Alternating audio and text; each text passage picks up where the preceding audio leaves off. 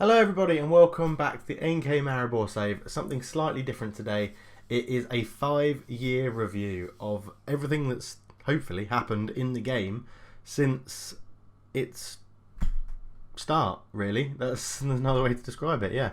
Most things that have happened. I'm hoping this episode will be about half an hour long, and I'm totally aware that not everyone likes episodes like this. So if you've heard me say it's a 5-year review and you don't want to watch it, don't worry. If you're happy that I'm doing one of these, please leave a like down below and leave me a comment and let me know how you're finding the series. Are you enjoying it? Are there things I should change? What do you think I could do differently? Let me know. But we'll crack on with the 5-year review. And to do this, I'm going to get out of the way with my face cam. So I'll chat to you guys in a bit. See you later. Bye. Okay, so we go on to the game only. And the first thing I want to look at is the Slovenian league itself. Obviously, this year and last year, we won it at quite a canter. What we can know by this year is that we are easily the best team in Slovenia. And we knew that from last year as well. Interestingly enough, there has been some slight changes in the top four. So this year, it was Maribor, Ljubljana, Celje and Domžale, who are the 4 biggest teams in Slovenia, with myself, Maribor, us, and Ljubljana being the 2 biggest, and then normally Domžale and Celje are fighting out for the Europa League spot. If we go back to last year, randomly Radomilj got up to 3rd place and got into Europe. They didn't do very well, but they got into 3rd place, which was really good for them. It shows the league is slightly more competitive. The year before that, it was the same top 4 that you would expect it to be. And weirdly, in 2017-2018, Triglav got into the top 4 and the Gorica. Domžale, not very close to getting relegated. They were quite clear at the end. But generally, they shouldn't be down there. It shows how competitive this league can be below Maribor. We need to basically try to keep giving some players to these guys to get them better. And in the first season of the game, obviously we won the league. But it was Celje, Ljubljana and Gorica got into the top 4, which got into, again, Domžale not having a very good season, but they've built on it. Something that was interesting with the teams coming up, so in the first season, only 1 team got relegated because Ruda Valenje won in the relegation playoff. But then the year after that, 2 teams went down in Krško and Almunja, who are a bit of a yo-yo team, it seems, in this league. That was the season where Domžale were quite close to relegation. The year after that, again, only 1 team went down with Zavrec, who came up the year before, winning in the playoff, the relegation playoff. Again, next season, 2 teams went down with Krško and Zavrec going down. We can see there's a pattern forming of the yo-yo teams in Slovenia at the moment. That's what it seems to look like anyway. And then this year, Triglav went down, which is quite interesting because they're not actually that bad a team. It's just they can't seem to turn draws into wins. That's their issue. If you look, so Cooper actually lost more games than the bottom 3 teams, but they turned draws into wins, which is obviously quite a big thing in football, but it's quite a big thing, it looks like, in Slovenia. Obviously, we didn't lose any games, and we won easily the majority of our games. But if you can turn like 1-1 draws into a 2-1 win, it really, really helps you out in the table. Triglav getting relegated is a shame because they always gave us a good game in the league. I was always moaning that I couldn't beat them. I think I've beaten them once since they've been in the Premier League. But generally, Ruda Valenje is a bit of a shock to go down. Cooper is staying up now. Labdob Drava Pucha, that really shocks me that they finished basically banging mid-table, because they came up and they're not that good, to be honest. They're really not that good. Oh, there you go. Any kit designers out there? I could do some kits for Labod Drava Pucha. I mean, the top 4 is probably going to be the top 4 for a while, and there's no getting away from that, really.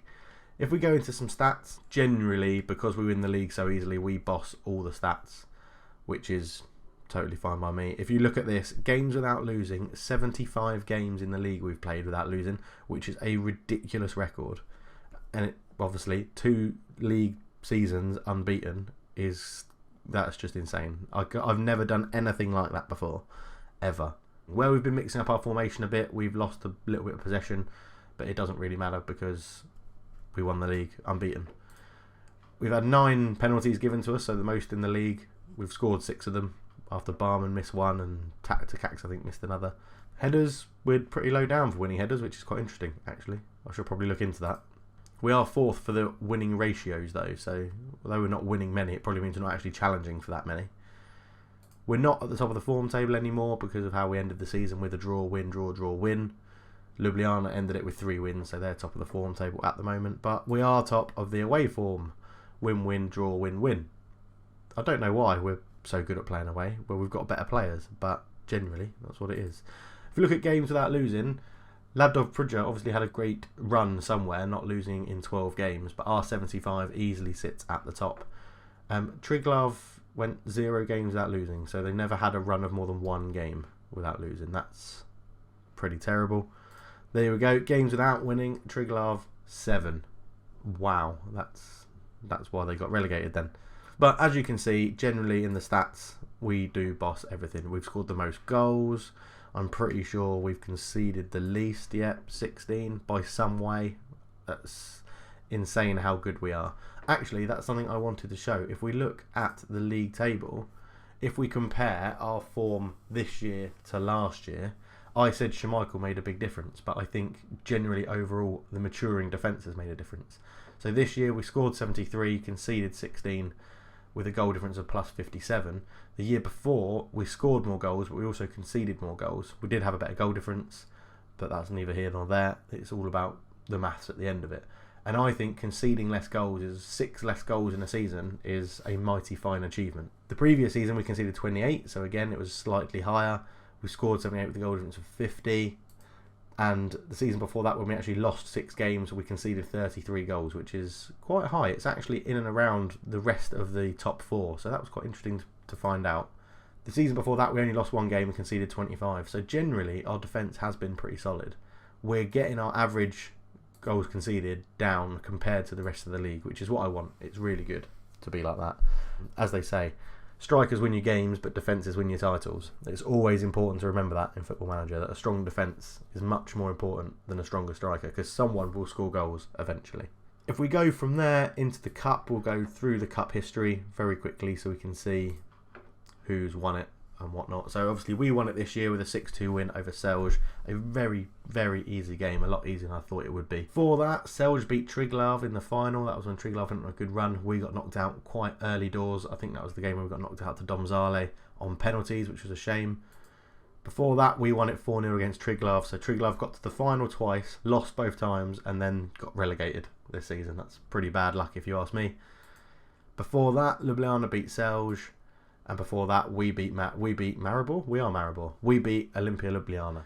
As you can see, apart from Triglav, there's always been 4 teams in the final, really. 3 teams in the final. Us, Celje, and Olimpia Ljubljana. So the big teams come through in the Cup as well. If we go on to our squad, what I want to go through is to see how ex-players are getting on and what they're up to. So players we've sold, not any players that we've sold that we've also brought in will come on this list. So Rok Taneski, we know we sold to Udinese, got him back. He's now gone free and is playing in the 2nd division. Yeah, playing in the 2nd division in Slovenia.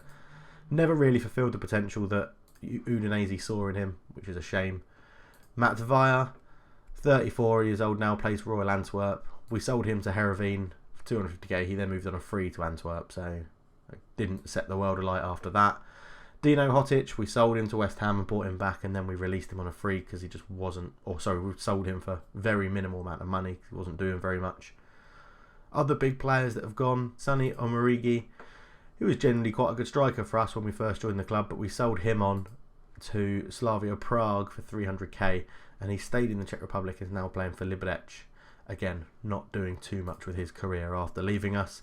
And Rodrigo Defendi, the Brazilian centre-back, he was awesome in our first season until he forced his move. And he's still at Valengra. I doubt he's played... Oh, he's still playing. 10 appearances this season. He's doing quite well for them, to be honest. He had a season on loan back in Brazil. But generally, we've replaced him pretty well. Other big names in there. Novakovic, the striker. We sold him to Austria Vienna for 130k. He was 36 when we sold him that season. And he's long since retired from the game completely. He's not even a scout. As is the same with Ales Mayak. He's retired, is no longer a scout. He was not a bad player for us, but we loaned him out and then released him on a free. Elias Kotman went to FC Bari. He was an up-and-coming goalkeeper that we're quite interested in. He looks like he's progressed in his career because he's now moved to Olympique Lyonnais at 27. And he went to Stade Lavallois in France as well before that, where he didn't really impress. It was conceding 2 goals a game pretty much, and Olympique Lyonnais still bought him, and he looks to be their backup. Someone we could possibly keep an eye on if we need a backup goalkeeper to come in.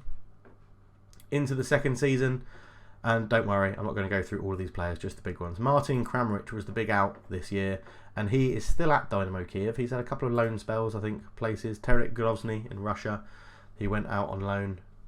Hasn't really set the world alight, but this season started a bit better for him. 1-2 at the moment.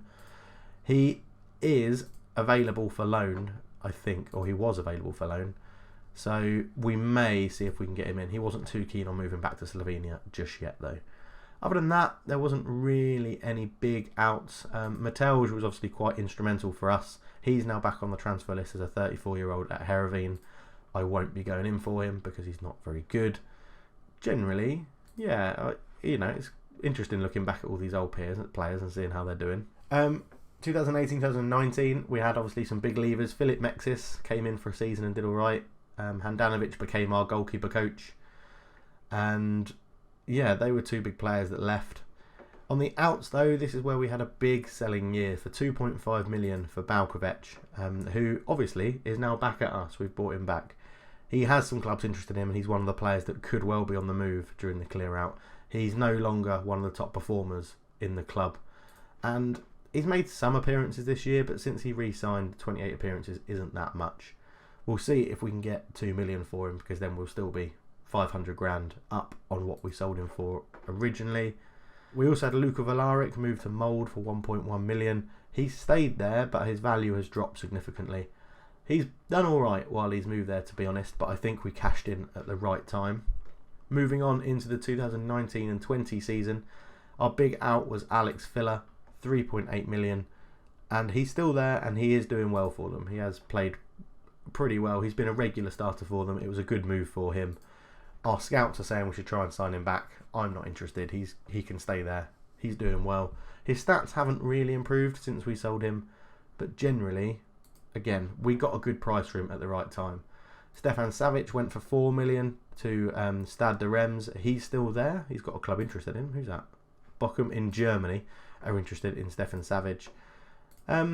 Again, he's done all right, but he hasn't done anywhere near the level that he played for us, which is surprising now they're in League 2. I thought he'd be playing really well in there. But yeah, it's a shame that we had to sell him, but we got a very good price, 4 million for someone we bought in for hardly anything, 600k. So yeah, a really good deal, to be honest. Glenn Johnson came in and then left on a free transfer after his 1 season for us. Is he a coach or anything?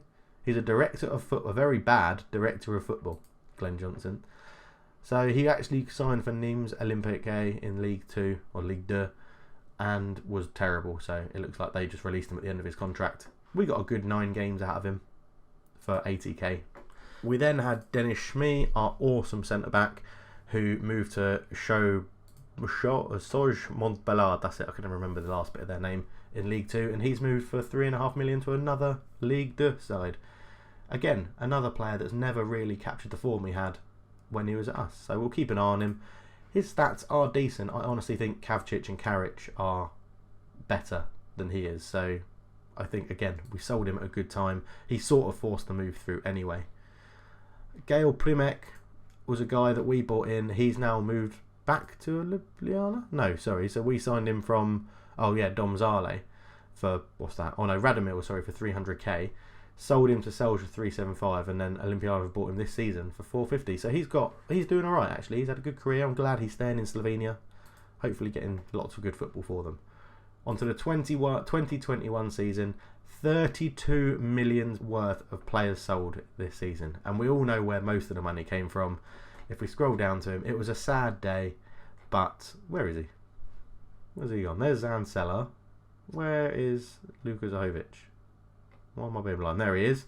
8 million for Luka Zahovic. He's still at Hamburg, but it's more than likely he'll be moving to Real Sociedad. We can't compete with them at the moment for wages and things like that. So it's a shame.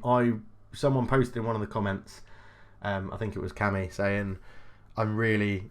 When's the third coming of Zahovic? And I honestly will do it as soon as I can, because he was unbelievable. 24 league goals in 33 league games, but the real stat was, if we look down here, 41 goals in 42 starts is utterly ridiculous when he was in that season for us.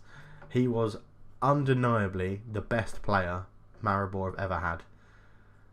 I mean, we paid 5 million, we made 3 million profit. It was the board sort of made up our decisions, which was the same for Zancelar, someone else I didn't want to see go. He's also got teams interested. Also Sociedad, interesting. And again, someone that I really wish we could have given more chances to. I mean, look at that. Just before we sold him, 1 game and a hat-trick. Absolutely incredible. Unfortunately, he never got the chance to see what he could do in Slovenia, because he got bought for 5.5 million, possibly rising to 8 million to Derby. Hasn't set the world alight, so we'll keep an eye on him. We might be able to get him back, but the fact he's 22 and he's got quite a lot of potential to grow into, I think we're not going to be seeing him back in Slovenia anytime soon, which is a big, big shame. Other players on the outs, we sold obviously Rihanna to 1.3 million to Benfica after we bought him for minimal money, 350k. 8 appearances, and he went, so I'll take that money. And then Rock Zelko was obviously another one. Disappointing. We've gone through that recently. I won't recap it, but disappointing that Zelko's gone. Bader's gone as well. Sinter Sal's left this year. Bohar's gone. Lots of players on the outs. Eric Janza, Tielen Klemčić. It was a big income raising season, but it didn't really affect us because we still won the league unbeaten. What we'll go into now is we'll have a quick look at other competitions around the world, and we'll start with the European Champions League. So the Champions League this year was won by Man United, beating Inter on penalties. Interesting. Paris Saint-Germain won the Champions League, beating Leverkusen in a very interesting final in Munich. So Leverkusen losing in Germany. Before that, Juventus won it against Lyonnais at Old Trafford. That's, again, an interesting turn-up for the books. I wouldn't expect Olympique Lyonnais to get there in 2019.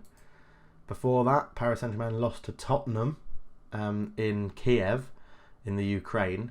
Again, an interesting turn-up for the books. I would not expect Tottenham to be winning it in 2018. That's next season in real life. And before that, Barcelona beat Atletico Madrid 3-2 in extra time at Cardiff. So varied, yeah, it's been very, very varied, the winners, and still no one's done it back to back in our game, which is quite interesting to see.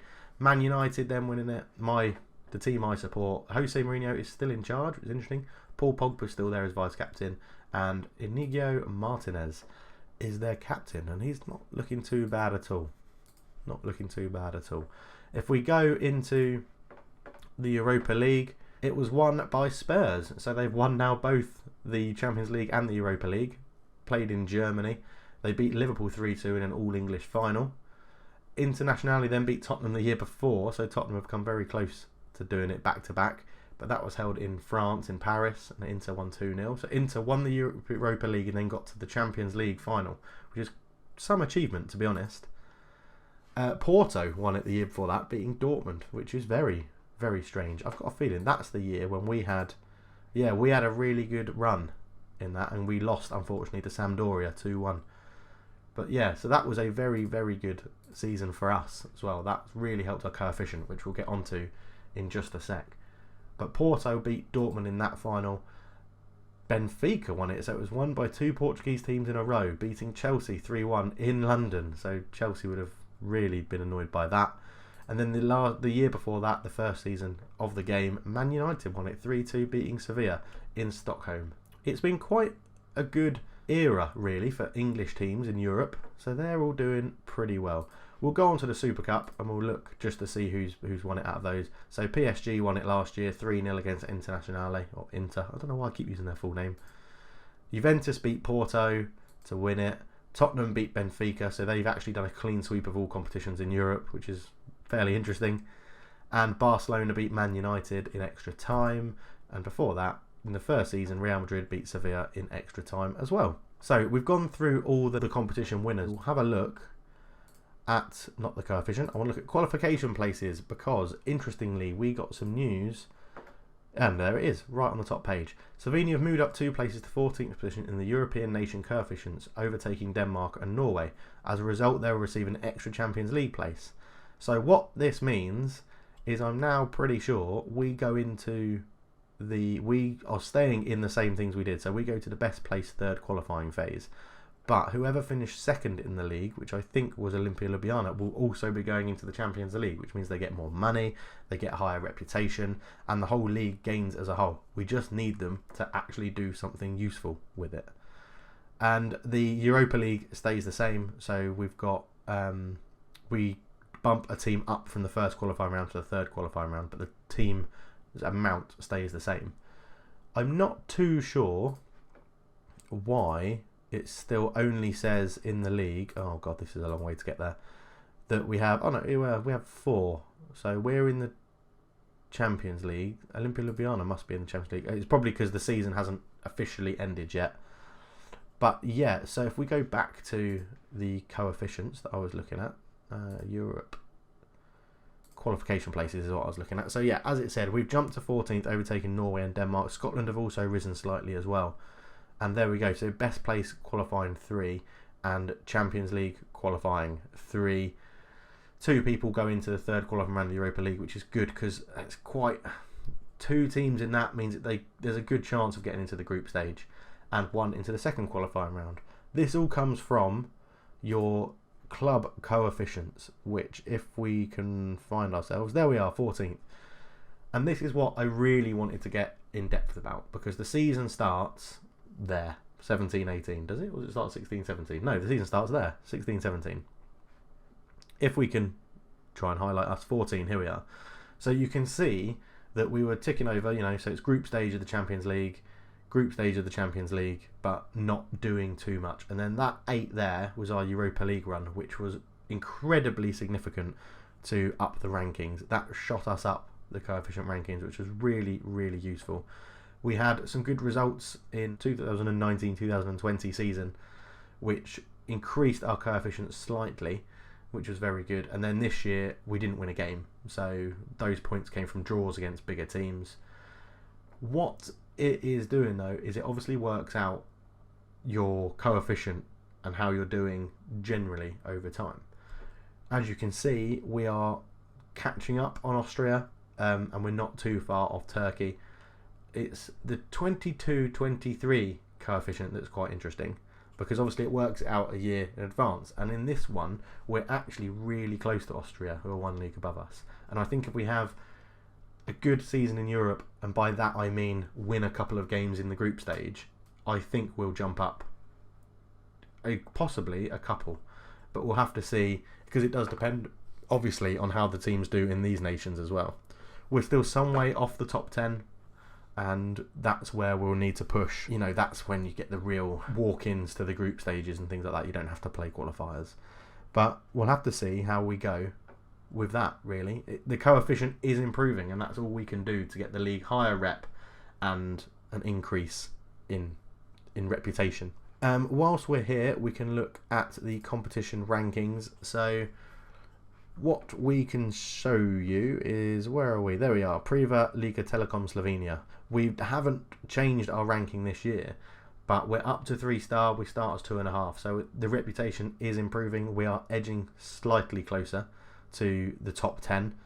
Again, the top 10, no movement. If you look, only the top 2 teams swap position, so that's going to be really hard to break into. Well, the Greek League has actually overtaken the Jupiler Pro League to get into 10th, so there is hope. There is slight change in the competitions, and we're doing all right. If we keep winning the league, we keep winning a 3-star competition, which slowly increases our reputation as a club. It's the same with the cup. Our cup is here. It's increased in ranking due to the teams that play in it, and if we keep winning it, we're a highly ranked team, so the reputation of it increases, and it generally increases the reputation of the country, which is really, really good. What I do want to do very quickly, because people are normally interested in this, is have a look around the leagues and see. I didn't want to click on England. I want to click on the league and see who's been winning it. So we'll start with the English Premiership. I think the majority of my followers are English. This year, Man United won it by 1 point. Wow. Okay, so they did a double. I actually think they did the treble. I think they win the FA Cup as well. So they won the Premier League and the Champions League, but by a point against Man City, Chelsea and Arsenal. Liverpool, Tottenham and Everton got the Europa places, and Bournemouth are still up there as well, which is very good. Brentford is 16th. There's some interesting clubs hanging around in the Premiership, which is good. I'm surprised to see Sunderland in there, and Villa, but oh well. Last season, Man City won it by 5 points ahead of Man United, but again the top four was Man United, Chelsea and Arsenal, pretty solid. Southampton, Tottenham, Liverpool finished out the Europa League spaces. Hull, West Brom and QPR went down. The season before that, Chelsea won it, but the top four was still pretty much similar. Man City, Man United, Arsenal. Tottenham and Leicester got back into Europe. West Ham got into Europe. Swansea, Burnley and Villa all went down.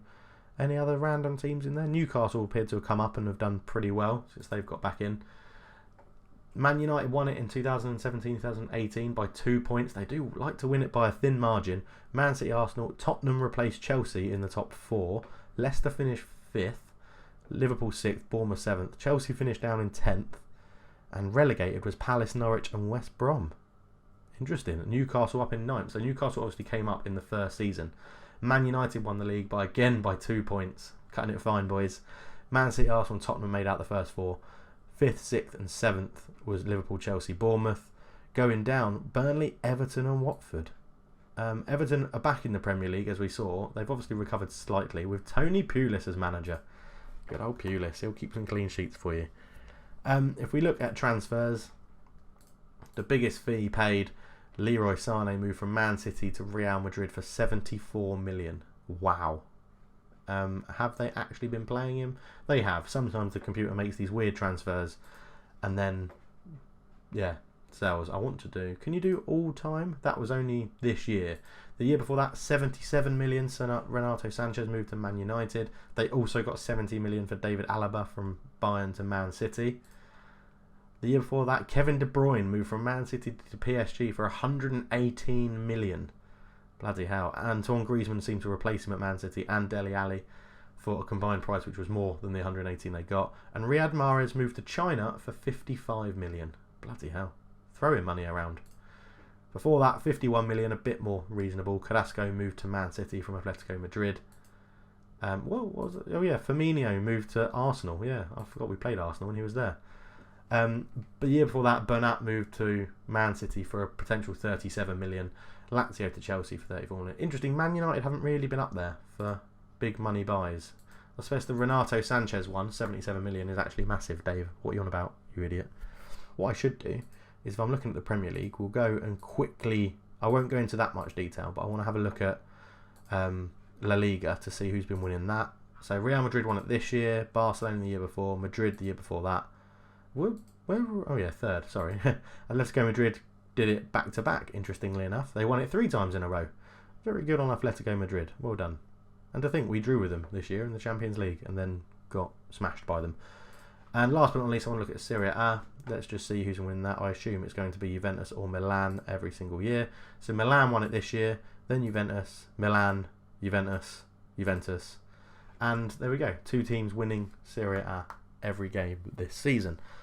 I do actually want to go and look at our competition, and I want to look at transfers to see how much we've really been spending. So our biggest transfer this year was coming in was Delac for 4 million, but as you can see we hold at the top for all the outs as well.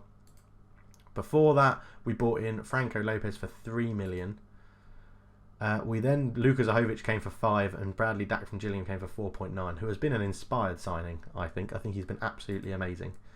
2007-2018 we bought in... Oh, we didn't have the highest income. Oh yes, we did. Dejan Trkowski moved from Domzalo to Maribor for a measly 500k, was the highest transfer fee paid to someone to bring a player into the Slovenia, even though it was from a Slovenian club. But comparing that with what we've been spending recently, that is pretty low. And we bought in Klemčić for 1.5 million from Celje the year before that. So we've been dominating the transfer market, really, in Slovenia. I do have a question before we get on to the last thing I want to talk about, which is our own club records. My question today, which I'd like you to answer down below, if you could, is who is your favourite player that's played for Maribor, past or present, in this save? Obviously, if you're from Slovenia and you support Maribor, there's lots of players that might be your favourite. Mine has to be Luka Zahovic, although he's only been at the club minimal times. It's between him and Bradley Dack, because Bradley Dack has been absolutely superb. But, you know, there are a few other people that could be in there. Peter Schmeichel. Kasper Schmeichel is up there. It was a great one-year signing for us. Christopher Barman has been Mr. Consistency. Tilan Klemčić, Kavcic. There's loads, isn't there? Janza, Pausic has been a superb at right back. Tavares as well. He was a stalwart and is still at the club as a coach. So there is plenty of players that choose. So let me know down below who has been your favourite NK Maribor player of this save, and give a reason why. It would be good to know a bit more what you think about the squad and who your favourite players have been. What I want to go into is records of the club, and to do this I have to remember how to get there for a start. So most goals in a season. The first season Tavares got 17, Sintasau got 14, Zancella got 17, Luka Zahovic wiped the floor with everybody getting 41, which won't be broken in a very long time, and Bradley Dack this year got 19. Top league goal scorer Bradley Dack this year on 9, Zahovic on 24, Christopher Barman, who I've just mentioned, was on 11, and Sintasau on there on 13 and 9, 2 seasons before that. Most goals in a match, Orlando Aarons in the cup final, which was his debut in the cup, got 4. Luka Zahovic got 5 in that 10-0 win against Rosenborg. Zancella got a hat-trick in the 6-2 win against Celje. Mizanovic got a hat-trick in the 7-1 win against Slovan Bratislava in the Champions League. And Luka Zahovic got 3 against Slobdob Tuzula in the Champions League as well. Assists-wise, it's generally dominated by my fullbacks. Pausic, Rakowski, Sintasau from the left wing in 2018-19, and Tavares got the most goals and the most assists in 2016-17, which was very good of him. Thank you, Tavares. Most clean sheets. Delac has wiped the floor with Kasper Schmeichel's record last year. 26 clean sheets this season he's kept, and again an inspired signing. Kasper Schmeichel kept 18, Janzakovic 20, Janzakovic 19, and Handanovic kept 25. So Delac has just about beaten Handanovic's record this season, which was good. Highest average rating, again dominated by defenders, but Alex Filler, the midfielder, got it in the first year. Tragowski has got it this year and 2018. Dennis Schmee got it 19, and Eric Janza got it in 20. Most player of the matches, so Bradley Dack got it. Mainly it comes with goals, so it just follows who got the most goals, I think. Bradley Dack, Zahovic, Sintasau, Balkovec actually got 4, which is it seems pretty low to win that most player of the matches. And then Eric Janza got 7, which is good. I'm not going to look at worst discipline. The youngest player we've played, Jaka Pavlin, who's still here and will be in and amongst the first team next year. Philip Bradley got it the year before that. He's also still at the club, which is good. Gregor Popovic got it before that. He's also still at the club. Kalel, unfortunately, we have tried to sign him, but they just won't budge on their price to get him in. And Luka Stor, who is no longer with us, but still plays in Slovenia for Labor Puja, which is quite good. Oldest player, Tavares will probably dominate this. Handanovic, Mexis, Tavares, and Luis Hernandez. Interesting. A new signing gets on that record.